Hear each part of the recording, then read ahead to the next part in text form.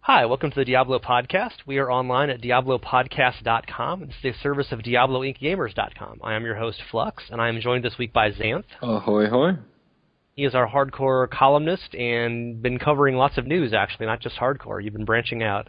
Yeah, started to diversify a little bit. I think it was easier to write a column, when it was pure speculation, but now that we're seeing all sorts of news and stuff like that, kind of have to jump in and post all that kind of stuff. When we last spoke a few weeks ago, I believe you had a 52 Witch Doctor at that point. I'm sure he's prospered and you've now finished Inferno and you're a master of all you survey. No, he died at 59, actually. Is there a sad story? I went into Hell Belial a little too unprepared, and just up and died. I find I have to stop playing early in the morning because that always kills me. I lost the 60 Witch Doctor early in the morning, and then the 59 as well. So you've had a 60 and a 59 Witch Doctor. Yeah, and actually... Last talk on like the 18th, I think. You were on your first character at that point. Yeah, so I've gone through a lot of characters already. And I've got a 60 Monk right now and a 30 Barbarian. So when you're building up these characters, are you just furiously twinking everything you find and just saying, in case I die, this will be helpful for a demon hunter someday, that kind of thing? I don't go about doing too much of that. Like right now I'm still selling every crossbow and stuff like that I find because, it's not on my mind. But usually like armor, stuff like that, for the most part, there are those shared stats, and anything with a large amount of vitality right now, especially with those early levels, it's nice to kind of throw that in the stash and have somebody, if I do die, be able to just kind of grab it. I've got like 2 or 3 sets kind of set up for like 20s and 30s, so I can just kind of get back into Nightmare and Hell as quickly as possible. Yeah, you're reminding me of my D2 hardcore days. I have not done any hardcore yet in D3, but I had all these, I had a whole mule with just starter gear. Everything from 1 to 15, and leech rings and good damage weapons and stuff. Yeah, and then as you work your way up, you get a little more specific on what you need, but... Yeah, you definitely need those things to make it go a little bit quicker, and I think with the Monk, I think to get to 60 was, I checked, 36 hours or something like that. So it's obviously not as long as, getting to 99, but I think my first character was 60-some, so obviously having more gear and knowing the content a little bit better does make it go by a lot faster. And then, of course, not dying. And how many of those hours did you spend standing in the Act 2 town waiting for a friend to kill Zoltan Kuhl? The sad thing is I actually did most of the, even the cool runs by myself. Once I got to the level where I could kill him, I would go back and kind of redo it a couple of times when it was still worthwhile. But for the most part, I wasn't too hip on a lot of those exploits. And I'm going to call them what they are. You're exploiting a mechanic of the game to enhance your progression without actually having to kind of, level or fight anything. So I really, so you're actually playing the game. Yeah, exactly. So I was, yes, going in and repeating quests, but I feel like that's kind of what was intended in the quest system. So I was using that a lot for leveling, but never the exploitive type thing. And so basically the way it worked was somebody would kill Zoltan Kuhl, and then you would join their game. They would leave, after touching the Soulstone or whatever. You would go, talk, turn in, leave. They would create a new game. You would join it. And it was just kind of it was a cycle. And you could do this with 3 or 4 people. So the point was you were always turning in a quest and getting 10,000, 30,000, whatever it is, experience without having to do really anything. And you could be the one low-level character, and you could have multiple friends doing these, and you would just cycle between their games. If it takes them 5 minutes to do the run or something, you would join a game every 4.5 minutes and immediately get, 50,000 experience just for clicking a button and talking. Of course, you had to listen to one of the NPCs talk, so there were some difficulties to it. Yeah, You do get punished, obviously. Hey, it's Akara again. And then I know some people were doing that with Diablo as well. I covered that in one of my columns where I was interviewing somebody who was setting up a power leveling service, and that's their method was Diablo. And since 1.03, all those have been eliminated. I mean, I get it. Having lost, 2 characters close to the level cap, you just want to get back to where you were, and you want to kind of get there as quickly as possible. But at the same time, it really cheapens the whole experience. If you want to pick up that character immediately, well, go play softcore, because you don't need to be in hardcore if that's the mentality. Yeah, I think it adversely affects the game experience in softcore as well. I have a whole theory about that in the Real Money Auction House. That's kind of why people are not having so much fun and burning out in 5 weeks. We'll get to that later, but I have not gotten my highest level characters. I have a 57 or 58 Demon Hunter and about a 55 Barbarian and a Wizard that I've kind of ignored, who's I think 49 now. And then I've got a Witch Doctor and a Monk that are like 19. So. And of course, I've been saving up lots of twinks and stuff, and I'm sure I could level the Monk to 50 in 3 hours. I would just put experience stuff on them, put whatever the experience gem is in the helm, and he'd be rushing through with a 200 DPS weapon and Nightmare or something, and it would just be laughable. But I mean, is that fun? I guess it's kind of fun, but if it was my 10th Monk and I was playing hardcore, I'd probably be like, okay, I'm just going to rush through. Who cares? Right. But, I kind of want to experiment with the skills as you go up, and it's really fun if you're in, I have a whole story about this we'll get to later, but, just recently getting to hell with my Barbarian, it was really hard. I'm all self-found gear. I haven't done any auction housing. So, my Barbarian's got like a 190 damage polearm in Act 1 of Hell, and guess what? He died like a dog, Right. So, and if I had a 600 damage weapon, I probably could have just zoomed through and not even cared about, equipment or skills or proper builds or anything. Right. I'm one-shotting everything I fight except for bosses, and that's what Wrath of the Berserker is for. So I think people get a lot more enjoyment out of the game, and if you kind of take your time and actually play through it the way you're doing, even though you are, I'm sure, doing some tweaking and auction house stuff. Yeah, I will jump into the auction house, especially I hit 60 today with my Monk, so I want to go on there and see what I can find. And, I'm in Act 3 of Hell. I think I had like a 400 damage weapon. I was able to upgrade, for, I don't know, what was it, 500,000 gold or something, to 700 DPS, So little upgrades here and there, but I was never, just every level buying new sets or anything like that. It is a better experience, I think, when you've gone through 60 levels and you've had close calls. And then you really do appreciate that character, and obviously the depth sucks a little bit more, but it definitely is more enjoyable. Until they're gone, and then you cry. Right. At least you can always see them, because you can entomb them in the Hall of Heroes. Yes, you can remember what once was. like going to your ex's Facebook wall. So, Hardcore Inferno was recently cleared. I think you posted news about that. It was a Barbarian and a Wizard team. Yeah. Although from what I saw, it was pretty much the Barbarian with the Wizard kind of running around the corners casting Hydras once in a while. Yeah, well, it was the Barbarian as the tank and the Wizard as the damage, but it was actually, from my opinion, and you can feel free to disagree with me on this, it was really boring to watch. Kind of skimmed through it just to see what they were doing, Right.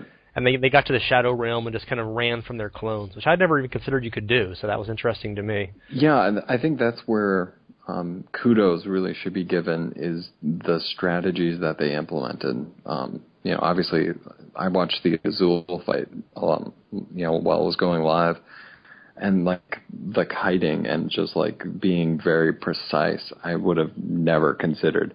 And I think that was, I think, we can argue about, how they got there and the methods and stuff like that, and never come to a consensus. But I think what really can be taken from it is just the inventive strategies that they came up with, which, sadly are kind of out the window because of the new patch with enrage timers and stuff. Yeah, so you haven't played any Inferno yet with your hardcore characters? No, and To be honest, and neither have I, so we're useless. Yeah, no, I'm still pretty hesitant, even being 60 now, and my monk is doing perfectly fine. I don't think I'll have any problems getting to Inferno. I'm still iffy about it. I want to, take a little time on that before maybe I'll build up another monk just in case kind of thing. You can make your own monastery. Right. If people haven't watched the battle, the wizard, the barbarian basically was the tank, as you said. This is the Inferno clearing in Diablo. And the wizard spent the entire fight kind of hiding, just on the edge of the view, casting acid hydras and firing magic missile, which I found kind of funny. Literally, it's the magic missile, the single shot with plus damage, which is literally the first rune you get as a wizard at level 6 is this, and that's what you're using. It's a testament to skills retaining their functions at high levels in Diablo. Right. And imagine fighting Diablo in Diablo 2 with Fireball, Firebolt, Good luck with that. I guess you probably could after all the synergies came in to some degree, but, it's funny because you think at the wizard and there's like 5,000 different, there's literally like 400 really cool attack spells, counting all the rune effects, obviously. And you never touch Magic Missile from like level 6 to level 59 probably. Maybe you use it for bosses. But I've never even considered using Magic Missile with my wizard. It's 48 in Nightmare right now. But it's like, when you think about it, that is actually the best single target, no resource cost skill you have, is the Magic Missile with plus damage. Yeah. And the fact that you get that at level 6 is just kind of ironic. And then you forget about it immediately thereafter. Yeah, and you immediately start using all these cool shiny things, and blasting monsters into infinity. Right. But it's like, that's really a good spell, I guess, late game. I'm kind of surprised that's better than one of the forms of electrocute, you think, because you hit that, that's got a hit check every 0.1 seconds forever. But I haven't really had to use single target stuff like that with a wizard, so I can't really comment on it. Right. Yeah, my wizard experience is very limited. I actually am using one as a item mule. So it's just sitting in town, taking excess stuff away from my stash. All your intelligence and vitality gear goes onto that wizard, probably? Pretty much. And I'm surprised I haven't seen too many people saying this. Am I the only one who's disappointed by the size of the stash? You mean that it's inadequate after Jay Wilson told us it will be amazingly big and you won't believe how large it is? Yeah. Well, now you know how women feel after a first date. But yeah. Sorry, go ahead. That's okay. No, I guess I'm just really disappointed. I feel like if you want to talk about a gold sink, just make it endless. Because people will always be piling more and more stuff into it. Why not? I don't know. It just it bothers me. I've got 3 pages full, and I'm already creating characters to serve as mules. And imagine if there were uniques and sets worth saving. You'd be totally screwed. that was the problem in Diablo 2. Was people wanted the Grail, and they would want to get every single item, and it's like, how many sets or uniques have you found, by the way, total? Total. Let's see here, 3 or 4, and they all sucked. I have still only found one ever. I found one Witch Doctor mask. Huh.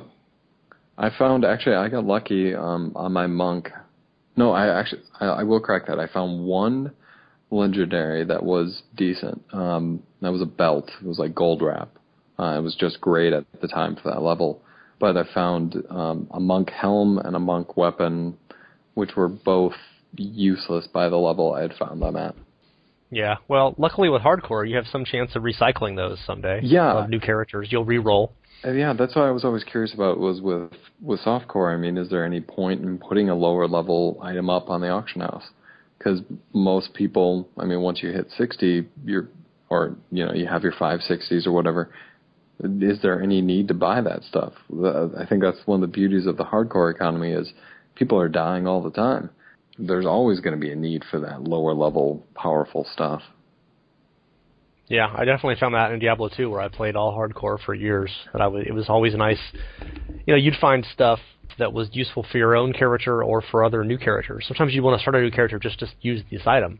And that was one of the beauties of the class-specific uniques. You'd find your Titan's Revenge or something. It's like, hey, time for a Javazon, Right, there were always... And there's nothing like that in Diablo 3. I mean, you don't ever find a weapon and... maybe you find a really good wand and say, hey, I want to make a Witch Doctor or something, or a wizard, but it's nothing like the specificity of of individual uniques of Diablo 2. Yeah, I think I remember getting a Bartek's Claw and saying, all right, well, now I can make an assassin. And now you have to make an assassin. Right. You're obligated to make an assassin. But otherwise this item will go to waste. Right. I feel nothing like that. Yeah, you're right. And in D3, it's just kind of... And there are, I mean, obviously there's monk fist weapons, and there are barbarian mighty weapons that can only be used by one class, but you might find a really cool one, but it's just some rare that's got 20% more DPS or something. I don't know. It doesn't seem.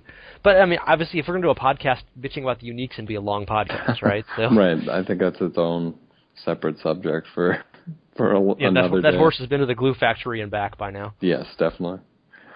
So question I had for you based on the first people to beat Inferno is obviously there was teamwork, right? And it was the wizard was. Generously speaking, as you said, the wizard was damage and the barb was tank. Right. It's like the wizard might have been a fifth wheel and the barb could have done it all by himself. At least Diablo, probably not going through Act 4 on the way there. But yeah, I don't think. Have you done much teamwork? What? Have you done teamwork? Have you played with anybody else, or are you're working by yourself mostly? I think a lot of times I'll start out like the first couple of levels, just especially if it's a class I haven't played in a while, or if I haven't played them too much, I'll start by myself. But then I'll jump into more open games and just kind of get the flow of it, see how people are doing, because I kind of I bought this game to play with other people. I'd like to do that, and I think that's the danger, is I'm always conflicted because it is so much easier if you're just by yourself, but it's more fun when you're with a group of people because, like those close calls, it's kind of cool to be like, okay, well, we just got through that. That was nice. Whereas there's nobody around to see your victory when you're by yourself. Have you considered, I don't know how much theory crafting you've done or how much you've looked at what the hardcore community is talking about, but I mean, the Wizard Barb team wasn't really fitting very well. I mean, it was kind of nice to have, obviously, the damage for the Barbarian, and the Wizard needed a tank, but they didn't really have, complementary skills. They weren't really boosting each other. No. Have you looked into, theory crafting, and, it'd be awesome to have a monk with, with a demon hunter, or we're going to use these two skills to help each other kind of stuff? Not too much, to be honest. I think, because like I said, I'm always at the mercy of a public game, and you toss yourself in there, and you can't necessarily hope that everybody has the perfect build for you. I think it's more about adapting to the situation that you're put in. I've never wanted to be like a crip or a crippy where I needed to be pushing content or anything like that. For me, it's more about enjoyment, and ultimately my favorite thing is just staying alive. I wonder did you play World of Warcraft, by the way? For a little while, not too long, but I got sucked in. I think a little after it came out. I wonder if people who've been playing that a lot would be more natural, transition to Diablo 3 hardcore party play. Because obviously they have these defined roles in World of Warcraft where you have to have a healer, you have to have a tank, you have to have an artillery, etc. Right. Maybe people could be in the same group and say, hey, we're going to play together, and we'll need each other, but that'll make us much stronger. I mean, it seems like you could really do some good stuff with teamwork. There aren't that many shared skills, but there's certainly some war cries and auras and stuff that help a lot.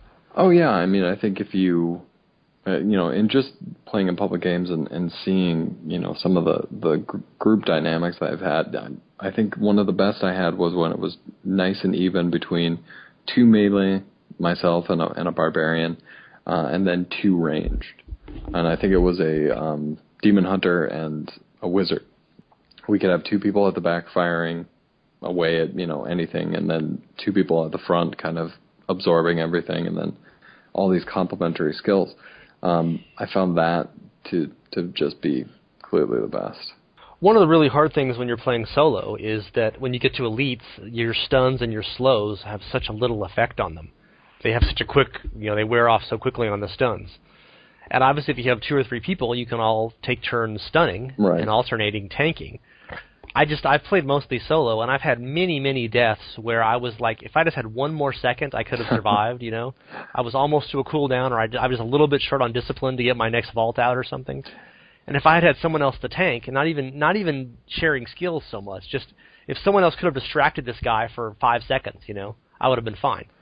Yeah, I think I had that happen. It was it Rakanoff in Act 4. I was in a group with 3 barbarians, and all they did was ground stomp, and they had slam ruined so that it would stun too, and he never attacked us. He was chain stunned the entire time, and I was just like, that was awesome, because I was, I think it was my first time going through, and I was worried about losing my character because who knows at that point, and then to just walk in there and have these 3 barbarians just shut it down, that was awesome. And yet you felt very, very dirty afterwards. Yeah, I did feel like, well... But you got over it. Yeah, I'm like, well, why was I there? But, I can deal with it, yeah. And we've seen a bunch of hot fixes, and, like people were doing stuff with 4 monks, and they would just take turns perfectly taking turns casting their various defensive buffs. Right. And getting that 3-second bonus. And a lot of things have been turned down in hot fixes from 3 seconds to 2 seconds or 1 second. Right. Because people were doing what you're just saying. They would just chain the same ability, and it would basically make them invulnerable. I'm kind of surprised they haven't, turned down a lot more of the stuns. Which sucks if you play solo, because it's like, I need 3 seconds from this. It's dangerous, But if you're in a group of 4 people and you're all perfectly complementing each other, it seems like they've been very kind of... They being Blizzard has been a little ham-fisted with stuff, and they could have... I don't know, put, limits with 4 people in the game or something that weren't applying with 1 person. Yeah, I think they're trying to balance for everybody playing in public and not everybody playing in solo. And then, obviously they make these balance changes for, the handful of people who are making, who are exploiting things. And then it ends up hurting a lot of other people. I did remember seeing Blizzard actually apologizing for anybody who lost their hardcore character after, not this patch, but the patch before, if the change to the monk or the demon hunter skill resulted in their death. Yeah, and that in 650 get your grande latte at Starbucks, right? So my main question for you is about playstyle and hardcore. Okay. Because I've been playing, my main question after 50 questions, I've been playing a lot and trying not to die, and usually failing at that. And you can, we talked about this a little bit online the other day, but, you can zoom along with a regular character, and you're pretty good 99% of the time. And then eventually you get that, Waller, Jailer, Desecrator, Plagued pack or something. Right. And you're going to die. There's, maybe you can kill them, but you're going to have, 10 things during the fight that require 0.1 second reaction, and if you screw it up, you're dead. Right. And, you can do that softcore, and you'll die 2 or 3 times, and you'll feel pretty good that you avoided 5 of these near deaths. But eventually you get 2 Wallers and a Jailer at the same time or something, and they happen to get the Desecrator right below your feet, and there's absolutely nothing you can do with any amount of skills or equipment. You will die. And so what do you do when you're hardcore, level 42 in Nightmare, and you see this boss ahead of you? You're just like, hell no, I leave the game? I mean... I think I've only done that once. For the most part, I kind of like to... I don't know, I like to fight it out, and maybe I've just been lucky. I think it's the mentality. I think if, you don't attempt it and you run away, then you automatically lose. But at least you can, go in and try. I don't know, I guess that's always been kind of my mindset. I did have one time, I was in a group, and the other person was not carrying their weight. So already I'm dealing with double health. I think it was Fire Chains, Jailer, there was something else too, Vortex probably, or maybe Desecrate, I don't know. But the point was, the group was just not going to, it was going to get me killed, so I had to get out of there. But for the most part, I just kind of go in and see what happens. And do you end up parking bosses and, going through dungeons and then teleporting back to town kind of thing, or are you actually killing stuff? Every time that I've gone through, I've mainly just been clearing, just kind of go into a level, clear, get some gold, pick up a couple buffs of, Nephilim Valor, and then just keep killing more stuff. So, I mean, not to get too specific, but I mean, you get Fire Chains Molten Vortex or something. Right. And there's just, if they suck you in, you're going to be dead in 0.2 seconds unless you immediately teleport out or something like that. And you're having skills. Are you overgearing enough to survive this kind of thing? Or? Yeah, I think that's what I learned from my first 2 deaths, was really, really pumping resistances. And then I think having a backup skill like both the monk and the witch doctor have makes life a little bit easier. I guess you can be a little more reckless. To clarify for anybody, I mean, the monk at 58 gets a skill that if he dies, he comes back at 35% health and 35% spirit, and the witch doctor has a skill that they get at 30, which kind of does the same thing. If I recall, it brings you back at about 10%. So both of those skills kind of give you a little peace of mind, a little get out of death free kind of card. And I think that makes progression a little bit easier. Of course, it's a long way to get to those, you know. If you're 58, what if you died at 57 with a monk? You'd be like, oh, so close. I was actually, it was right about there yesterday. I had a close call. I'm like, well, that would just be ironic to get killed right before I get the skill that would prevent that. Yeah, regular Alanis Morissette song there. We had news recently about champion affixes that need nerfing. Do you think there are any that are just insanely too hard in hardcore? I don't think so. I think once you start saying that's too difficult and we need to remove it, I don't know. I still kind of wish they had, instead of the arcane orbs, you know, the ticking clock of death there. Second hand of doom, yes. Yeah, I wish they had the old school hydras, because that was such a bitch. Like from the beta, you know, that was the real challenge. I can avoid, you know, those spinning orbs, but like those hydras, they'll just hone in on you. That was really difficult. So I don't think they should get rid of anything. You know, I like that gamble. Like, oh, I just cruise through this pack, but the next pack could have something that's really dangerous. You know, if I don't have to fear it, it doesn't feel like an accomplishment anymore. It's the same reason I'm not playing in Nightmare anymore, you know, because I know I can kill everything there. In Hell and Inferno, I know I'm going to be challenged. The builds people have been, one of the complaints people have made, Azure for instance, is that they feel really, you're forced to play in a very narrow range of skills and styles once you get to Inferno. You pretty much have to have just 1 or 2 attack spells, and then everything else is defense or movement or debuffs or all of the above. And I guess maybe that's less of a problem in hardcore because you have to do that earlier because otherwise you'll die. Right. Yeah, I mean, I think I have 2 attacks right now. Well, I guess 3. And then, yeah, 3 defensive. It comes with the territory. You don't want to die, so you kind of have to do everything to prevent it. And you've been playing that way since, you know, I would argue 25, maybe 30 is when it really starts to amp up a little bit more. So you're used to it. I think maybe it's that adjustment for some softcore people when they've been playing very recklessly through most of the game, because death isn't as much of a deterrent. And then, you know, you come into Inferno where it's just insanely difficult, and you haven't been playing with that mindset. You're going to obviously be upset that, hey, I can't, you know, have every skill and attack anymore. I have to try to avoid those little bugs that are getting shot at me. This is ridiculous. Yeah, that's something that I've noticed, especially just getting into Hell with self-found gear. Like, my inclination is to have like 3 or 4 attack skills. There's so many cool attack skills. Mm-hmm. I want, you know, multicolored explosions, excitement, all kinds of different stuff. Like for my Demon Hunter, like I want to use Ball Lightning for AoE and for groups, and I want to use Evasive Fire to hit 3 things at a time with the backflip. and I want to use Caltrops and Vault, but I also want to use a Tangling Shot, and I want to use like Rapid Fire. And that's great, you know, for 99% of the time. And then eventually you get that, you know, Waller, Jailer, Fire Chains pack, and you're just doomed. You're just effing doomed. Right.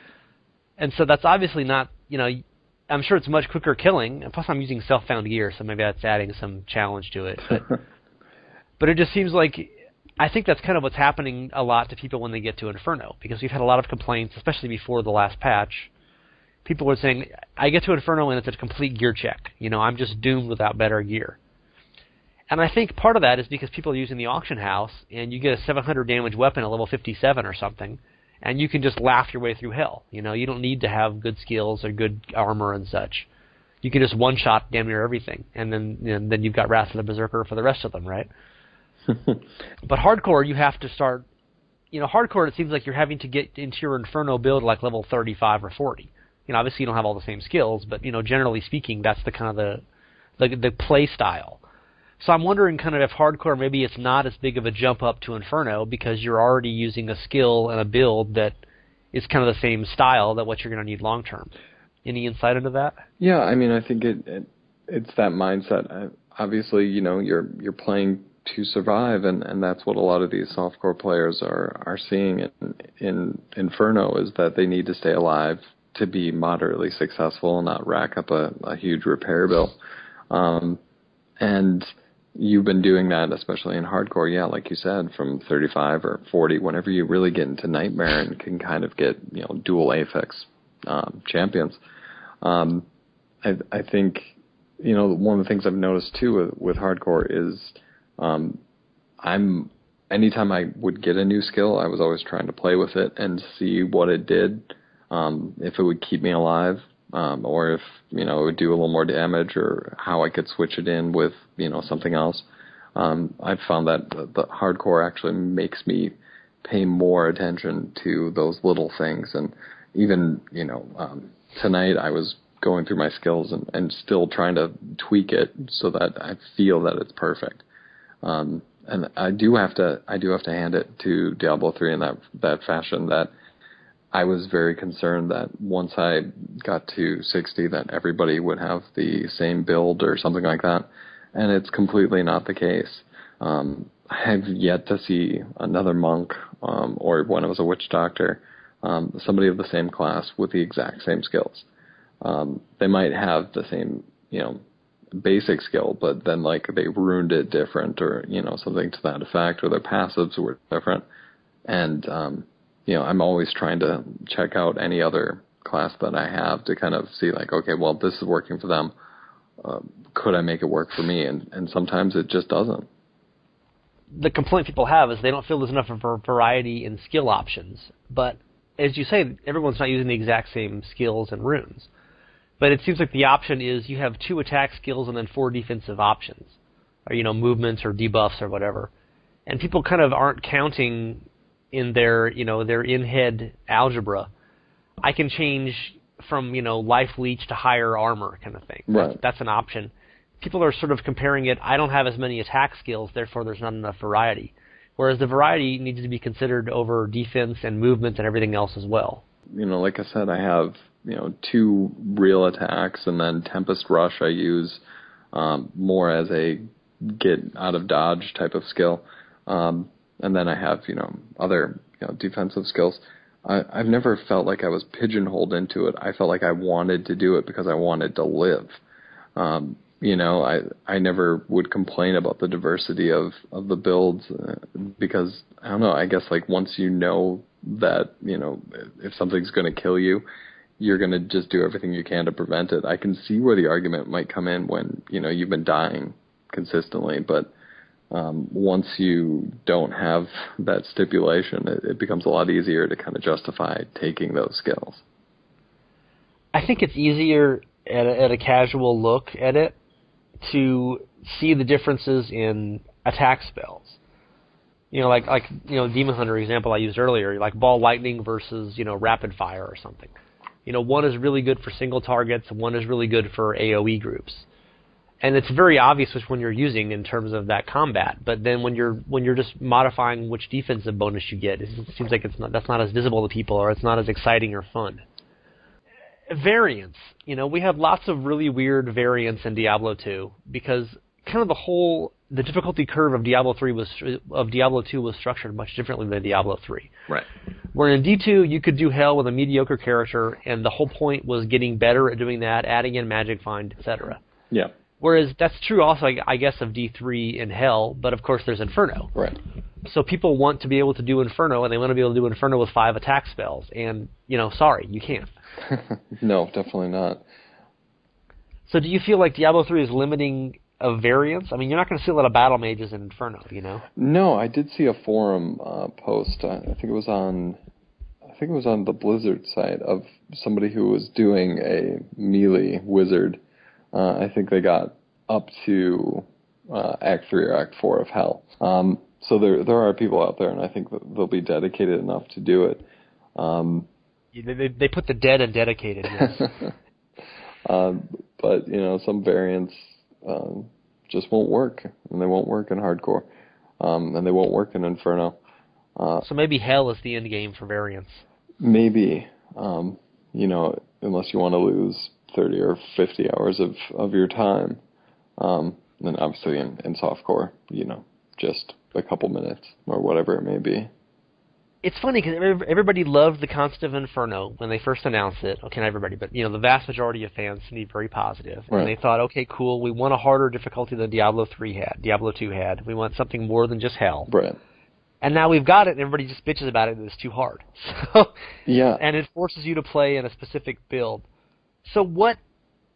I mean, even assuming that, devil's advocating or whatever, what could Inferno be, and not forcing you to play with 4 defensive skills and a debuff and a stun and an escape skill?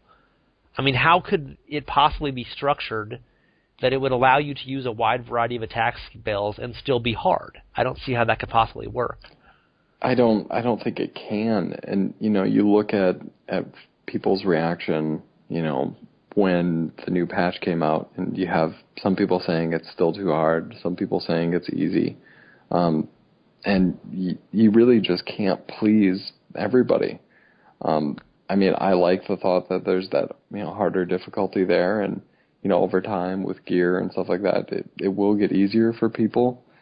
But, I mean, shouldn't we kind of be happy that, 6 weeks out and it's still considered difficult? Is that such a bad thing? Everything should be perfect in 6 weeks. Everything should be perfect and exactly balanced like Diablo 2 expansion was after 10 years right now. Right, exactly. Or else I want a refund. And that's the danger of, going 12 years in between games.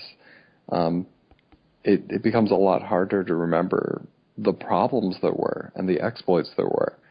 Everything, like you said, was perfect, after 12 years of development.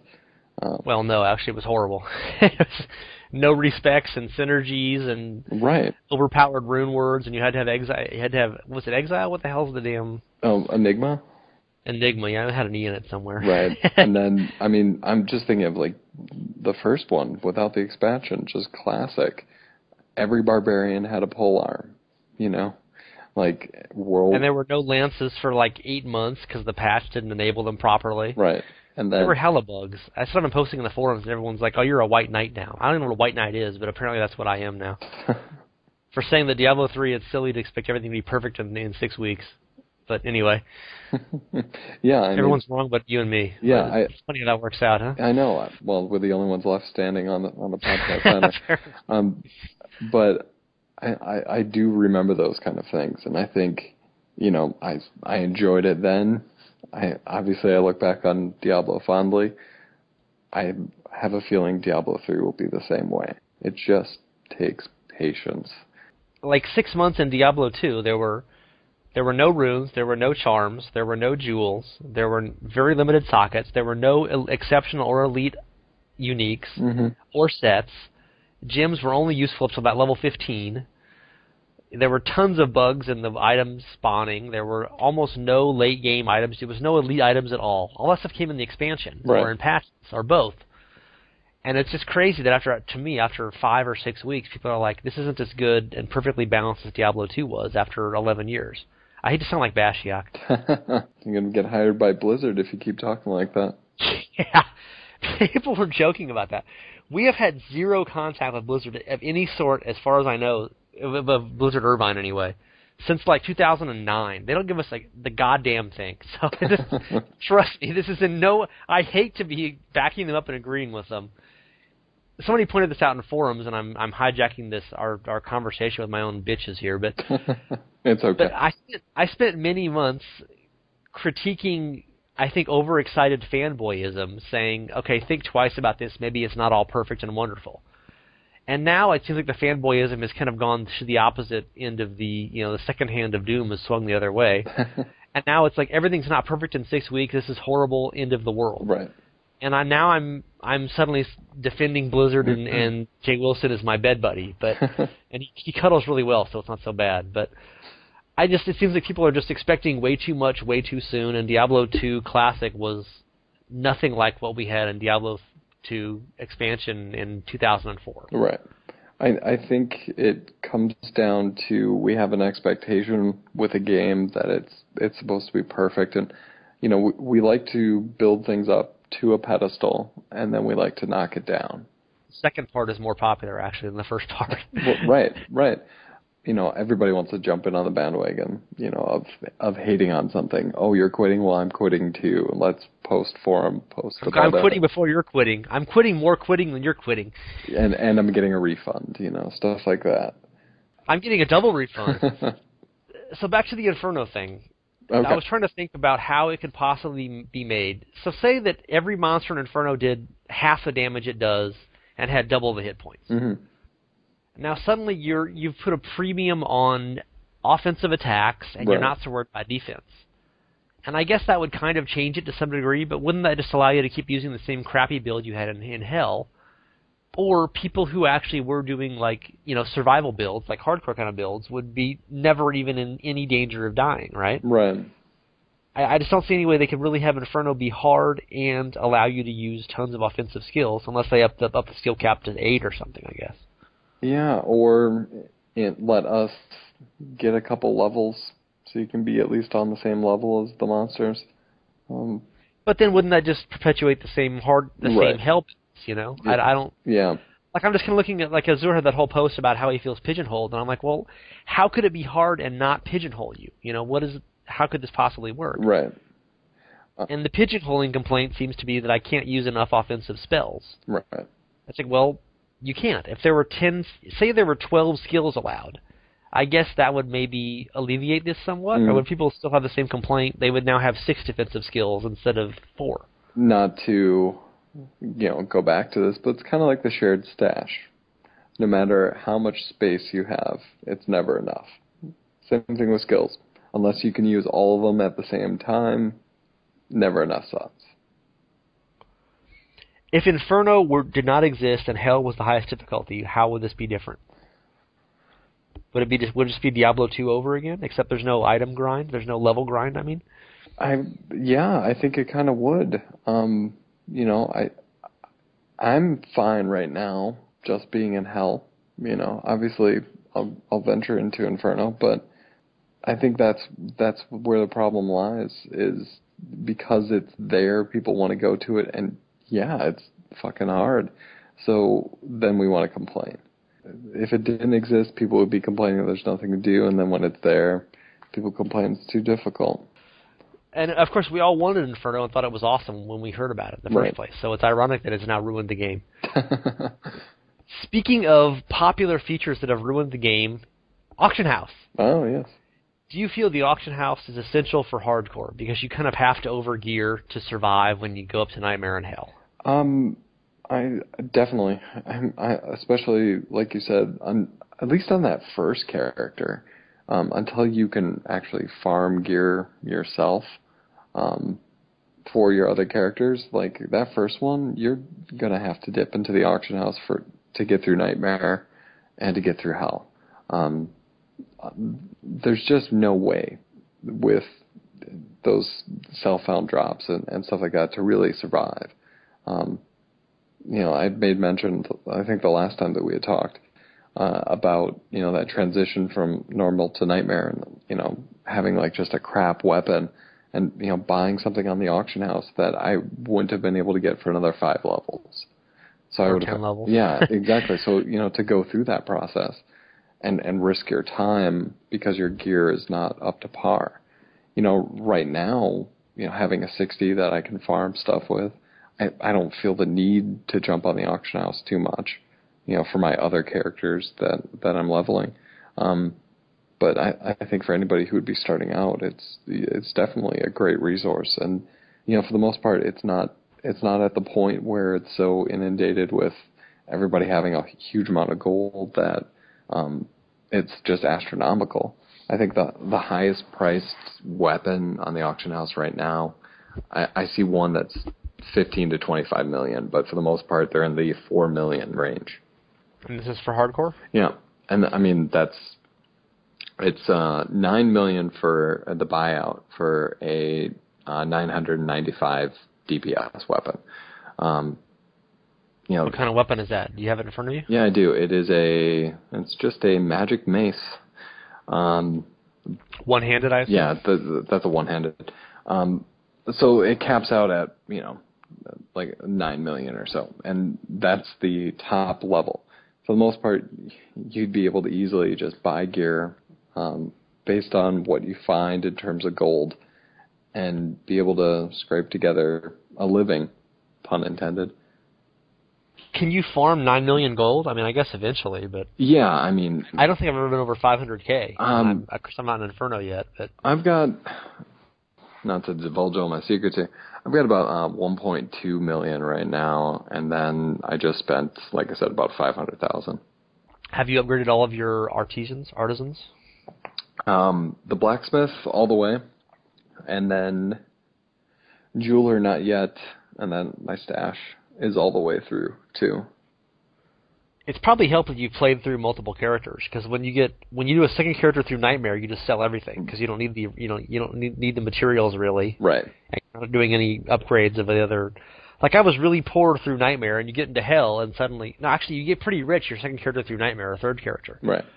For a while, I had 3 characters that were all like 46 or 47. They were kind of trading stuff between them, and they were all kind of in Nightmare Act 2 or Act 3 or Act 4. And then you get to Hell, and suddenly you have to start upgrading your blacksmith and your jeweler again, and suddenly you're poor. Yeah, exactly. You're buying Wirt's Bell, for 200k or something.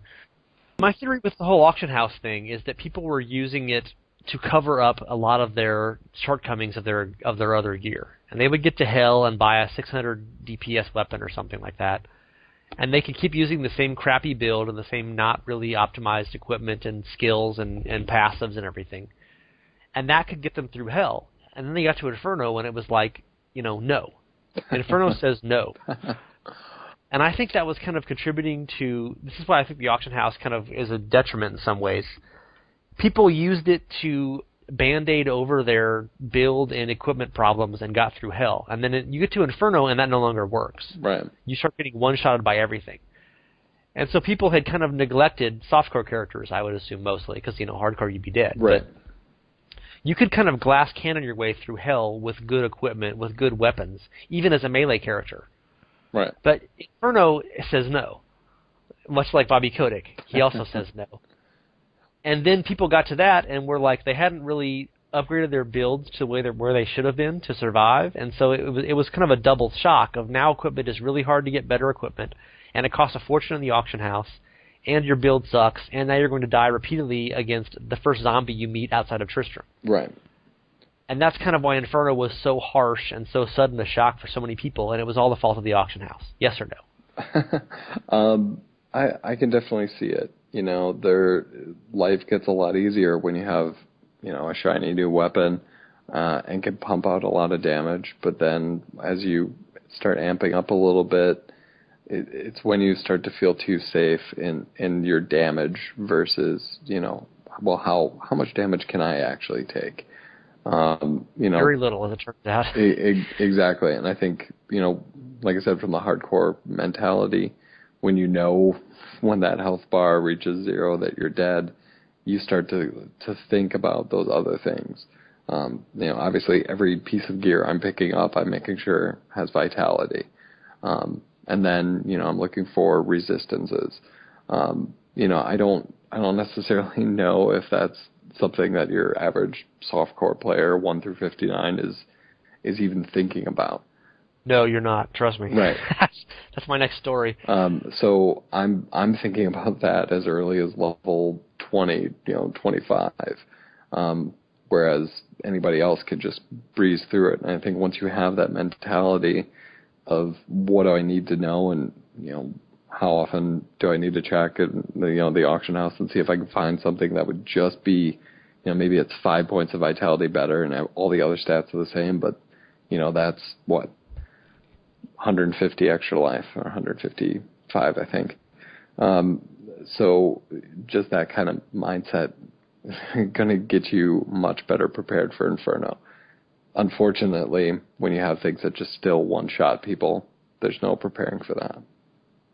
Well, apparently 103 has changed that, at least to some degree. Right. Sadly, neither of us is in Inferno. At least you have an excuse to not be Inferno, because if you die, you can't get there. I'm just a lazy son of a bitch, apparently. So. Yeah, well, when you're leveling 6 characters simultaneously, I've just been focusing on three one. really, but yeah. Right, I've just. But I've been doing entirely self-found, trying to see what it's actually like if you just stay within the parameters of the game itself. So that's made a little bit difference. I mean, for instance, I just saw a funny a forum thread I was reading, and a guy said that he was saying that the IIS nerf in the patch wasn't that bad because he'd been doing 15k damage, 15k DPS in Nightmare, and that was making the game too easy. And I went and looked. My Demon Hunter is in Act 3 of Hell with a 330 DPS one-handed expo, which is by far the best weapon I've ever found, way above anything else. And she's got about, I think, 4,700 DPS was what she had. And that's in late Act 2. I'm putting off doing Belial because I know I'll die. Right. So I'm just sticking around doing other stuff. And she's like level 57. And I'm doing less than 5k DPS. And this guy with twinked gear is doing 15k in Nightmare. And talk about just making the game a farce, Right. I mean, I actually took that Demon Hunter and I was hunting for the plan for the Staff of Hurting from Izuel in Nightmare. So I was doing Nightmare, which is, of course, Act 4 Nightmare runs, and having zero problem. I mean, just laughably easy. Never even thought about dying. At level 55 or 56 in Act 4 of Nightmare with 5k DPS. And this guy's got 15k with like a level 42 character with twinks. Just to give you an idea of how easy you can make the game with the auction house or with self-twinking. Right. And obviously, he could have any skill. He needs one skill. He could literally have one skill, and 5 empty spots. Right. And would still absolutely kick ass because he's got such an overgear. Right. So, I mean, obviously, I'm extrapolating one case into an indictment of the entire system of hell playing softcore players, but, that's my prerogative as the podcast host. So I kind of think that's just sort of a microcosm of what's actually happening. And people are using, like, one really good item, 600 DPS weapon at level 55, and you can just laugh your way through hell. Right. And then as, what does Inferno say? Inferno says no. I think that should be the, the caption for the podcast. Well, I can pretty much arrange that since I'm in charge of that sort of thing. There you go. Inferno says no. It's the great equalizer, and I think the great destroyer for the hardcore community. I think there's a debate going on for a lot of people, and there was a large thread on our forums talking about is hell the end game for hardcore. With the changes in patch 1.03, I can get some Inferno type gear in Act 3 and Act 4.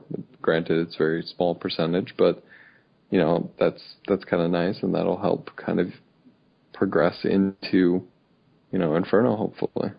Maybe there'll be more organization in terms of multiplayer, and you'll just get, I remember in Diablo 2, you could have huge problems in certain areas, and if you got a paladin with like fanaticism and a boazon, you could just kill anything in the world. It's like, hey, I'm shooting 85% faster than before. Right. I win.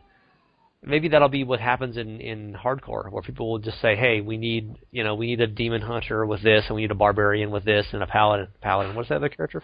A monk with this, and we can team up and we can kick ass, and that'll make us, maybe that'll be the thing. You'll really need multiplayer parties, co-op to really kick ass in Inferno. Yeah, I mean, I don't understand why it's not more prevalent.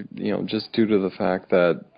Well, you're the one to answer that. You're the one with the hardcore columnist. No, I guess I posted today a kind of a call to get people to play in public games and get people working together, because it doesn't make much sense if monster damage is the same in solo and in group. why not go and play with each other? I mean, the health is going to be a little bit larger, but if you're in a good group, you'll be able to, just kind of breeze through things. And chances are, with those buffs and stuff like that, you'll probably be safer. So take turns tanking and share stun damage and stun timers and exactly. And the pack you might run away from might be the one that somebody else would run into. But unfortunately, and I can actually bring it up right now, I can tell you how many people are playing in public games. 219. Nobody trusts public games. I know. 219 though. That's pretty sad. Out of the 7 million, sold. Then 200. Well, you get the 1% of that as hardcore, so you're winnowing the field a little bit. Right. I think we're at 4%. Yeah. So well, maybe later this summer I'll have more time to play, and I can get in some games with you, and we can actually plan some hardcore characters, and you can give me all the equipment you've been storing up for 6 months while I've been dicking around in Softcore like a bitch. One last topic I wanted to get into. Annoyance of dying to monsters that have unrealistic damage. That's the most annoying thing to me when you get the tongue lashers, whatever the hell they're called. Soul stealers or something like that. Soul rippers.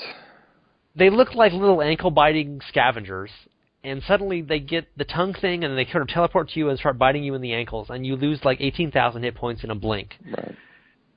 The other ones I've noticed are some of the gnats in Act 2. I got a boss pack of like vampiric plagued teleporter gnats in one of those Act 2 dungeons. Mm-hmm.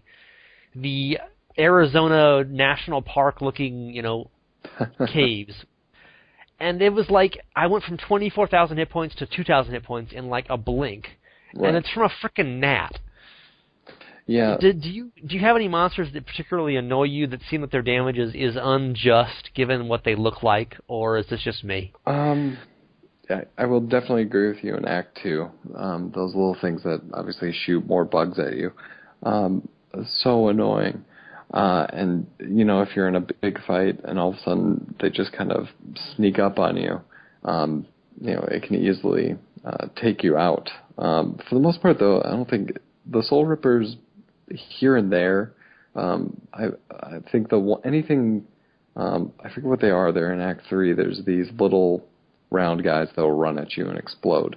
That's the fallen fetishes or whatever they're called. Fanatics. Yeah, I have too many memories of doing Mephisto runs with those little guys just blowing up left and right, and that had killed me so many times. So anything that runs up to me and explodes, I'm not a fan of. It just, no thank you. You've been doing a monk, too. I would hate to think about that. With a demon hunter or a wizard, it's like, whatever, bye. Right. Obviously being melee, it's a little more difficult, but I've got the companion for the monk, so he usually will run in there and blow him up, which makes it a little bit easier. But for the most part, those one-shot big mechanics, you kind of get to see them a little bit through normal, and then before you get to Nightmare, you kind of figure out, okay, well, it's going to be a hell of a lot harder. What do I do to prevent this in Act 1, and this in Act 2, and this in Act 3, and this in Act 4? Because, otherwise I'm not going to get that far. So, like I said, that transition between normal and Nightmare, then you start looking at resistances. You start looking at, ways to pump your vitality and still have damage. And then you start looking at your skills, too. Just try not to get caught by surprise after that. Like the cultists have those huge hammers, they get stuck on the ground when they miss you. Right, and you can see them if you get hit by one of those, you can't really complain. It's like he had this big ass hammer and he smashed me in the head with it. That should be big damage. I can't object. There's one of those guys you get. He's giant and golden, and he's in one of the Act 2 deserts right before Alcarnus, and he pops out of the ground, at the waypoint. Right. Yeah, I forget his name, but it's like Doom Hammer or something like that. Yeah. If you die to him, you can't really complain. It's like, okay, the hammer is the size of a Buick, and he's slow. He hit me with it. Yeah, and he's slow as hell. Because he's scary with a melee character. If you get a demon hunter, you just laugh at him. But that kind of stuff you don't mind because it's obvious, it's telegraphed. Like the butcher does his little stomping thing and then smashes you with his big hammer. It's like, okay, cool. I kind of saw this coming. But when you get some ankle-biting piece of shit that does you for 2,700 damage in 1/10 of a second, 27,000 damage, more to the point. Right. those just seem unfair. So that's Yeah. like people are talking about getting one-shotted by electric eels in the Act 2 sewers in Inferno. It's like it's an electric eel and it's doing 47,000 damage. That's just kind of bullshit. But apparently 103 has kind of toned that down a little. Yeah. But, those kind of things just make me think back of, going back to D2, on MSLE. Yeah. Just like that. But that was a bug, though. So. Right. but you knew, of course, MSLEs, this is, if you fight this, you're probably going to die. Right. And especially if you're an Amazon, you can make them become invisible with your slow missiles. Right. Any last hardcore or general game thoughts you're thinking about lately? Just trying to get more people trying hardcore. Like I said, 219 people in a public game. And I know there's a lot of people out there who aren't, but that's the way it used to be. Obviously, in D2, you had to go out and you had to play with other people. And you could choose the name, or obviously you had your private games and what have you, but a lot of the time was spent playing with just random people and having a good time at it. I think 1.03, you can't get killed in town anymore, or you shouldn't be. Go out there and give it a shot. And I think anybody who's a softcore player and is a little frustrated right now, it's kind of a nice little break. And maybe if you don't like it, you can at least go back with a little bit of a knowledge of how the other side lives, and maybe end up being a little bit better as a result. I just recently got my barbarian into Hell, and he had a big big damage 2H weapon, pole armor, I think it was, which I was able to do Nightmare with, but barely. Right. I had most of my sockets were plus strength for damage. And I was able to use Wrath of the Berserker to tank out. Diablo was really hard at Nightmare. It took me like 5 tries because I had no healing and very little margin for error. Right. And if I got hit hard, I had no leeching. So it was like, this is tough. But I was able to pretty much plow through Act 4 up until that point. And really just had to run around and dodge Diablo until I got Wrath of the Berserker back, in which case I could take off 10,000 damage very quickly. And I got to Hell, and like I said earlier, I died like the proverbial dog. No resistance. I had literally 10 resistance to everything, which is 1.2% fire mitigation or something. Right.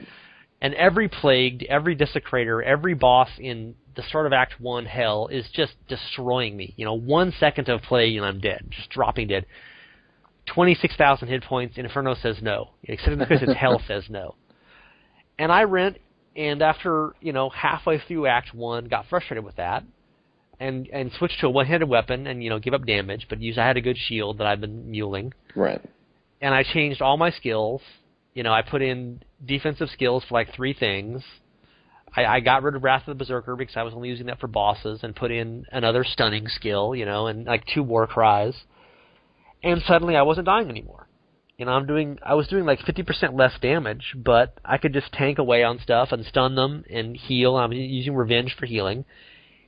And it became a lot more fun. I actually enjoyed it quite a bit more, not just because I wasn't dying anymore, but it was just more. It was more strategic. It was more logical. Right. I didn't feel like I was getting cheap-assed, one-shotted by any charging, beast in the surface areas of Act 1. Right. And obviously that wasn't the same as hardcore, but it was kind of the same concept of actually adapting to the scenario. And I already did all my passives. I put in healing passives and plus defensive passives instead of damage stuff. And I think that's kind of what you have to do once you get to Hell, and certainly you have to do it by Inferno. Right. Yeah. And it was fun. I wasn't like I was bored. I only had 2 offensive skills at that point, but I wasn't feeling like I was totally missing out on stuff, and it was more fun playing strategically. Oh, hold on. And I think that was because I was self-found and couldn't cheat with an auction house 700 DPS weapon. So I had to go on my last diatribe. Nice. But so, any final thoughts? Like I said, just come on out, make a character, click on hardcore, hit accept, and you'll be surprised by actually how fun it is, even though it might suck to die. Well, that makes life all the more vivid while you're living it. And, having lost 2 level 60s, or 160, 159, I can say it sucks, but I had so much fun getting there that I didn't worry about it. Have you lost any low-level characters, or you've lasted forever every time? Yeah, no low levels lost yet. The 60 I lost was just a freak accident, just not paying attention kind of thing. And then, like I said, Hell Belial. Yeah, I've found normal Belial pretty scary when you first get there, much less Nightmare, but I guess if you have resistances, which is something that doesn't exist before Inferno for most players. Right. It would probably help. And the fact that you can't actually see them, because you have to, click on a button to find them. Yeah, you're claiming there are stats other than damage in the game. You're sure those exist? I'm pretty sure, but that thing you gotta actually look to see them. Very weird. Yeah, hardcore characters are weird. All right, Xanth. Well, thanks for your time. Hopefully we can play some hardcore later this year when I get back from vacation, perhaps. Yeah, let me know. And enjoy 103, and hopefully you get to Inferno, and you can tell us how it's supposed to be played by real characters who don't die all the time. Or get power leveled all the way back to it. Yeah, and Zoltan Cool says hi. So, you've been listening to the Diablo Podcast. We are online at diablopodcast.com. Bye-bye. Boo.